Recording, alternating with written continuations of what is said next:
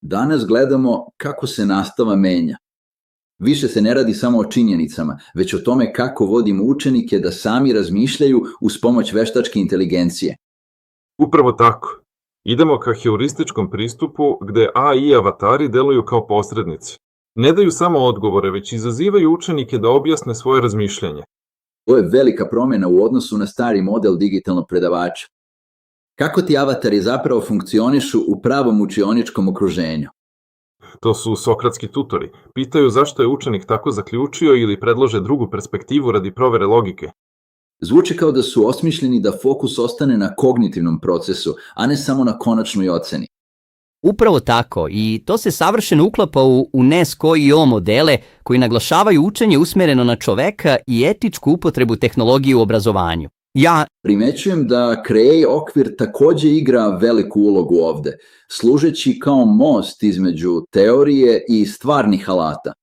CRE je ključan jer obezbeđuje obuku za nastavnike. Ne možemo samo ubaciti veštačku inteligenciju u školu i očekivati da funkcioniše bez odgovarajućeg pedagoškog dizajna. Nivoi obuke koje ste pomenuli deluju veoma temeljno, od osnovne pismenosti o veštačkoj inteligenciji pa sve do izgradnje školskih AI timova.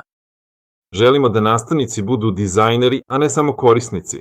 Oni treba da znaju kako da kreiraju scenarije u kojima avatar podržava određeni ishod učenja. Zatim tu je i OpenQ platforma. Kako se ona uklapa u ovaj ekosistem avatara i heurističkog podučavanja? OpenQ je operativni sloj. To je digitalna infrastruktura koja čuva resurse, prati napredak i hostuje AI avatare. Dakle, to je kao centralni čvor gde nastavnik može da izabere cilj časa i pronađe odgovarajući AI scenario koji ga podržava. Upravo tako. To omogućava da se ove napredne metode skaliraju. Umesto jedne inovativne učionice možemo da podržimo čitavu nacionalnu mrežu škola.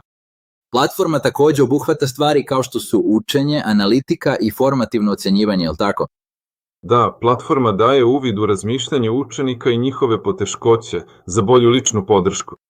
Izgleda kao veoma holistički pristup.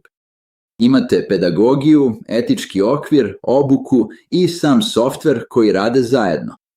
Ta sinergija je ključna. Bez heurističke filozofije AI je samo fancy enciklopedija. Sa njom postaje moćan partner u razvoju.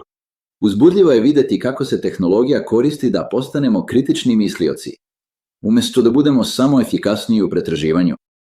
To je krajnji cilj. Koristim ove digitalne alate da unapredimo ono najljudskije u nama, našu sposobnost da se pitamo i otkrivamo. Hvala što ste razložili ovaj kompleksan okvir. Zaista daje jasnu sliku o tome kuda ide savremeno obrazovanje. Bilo mi je zadovoljstvo.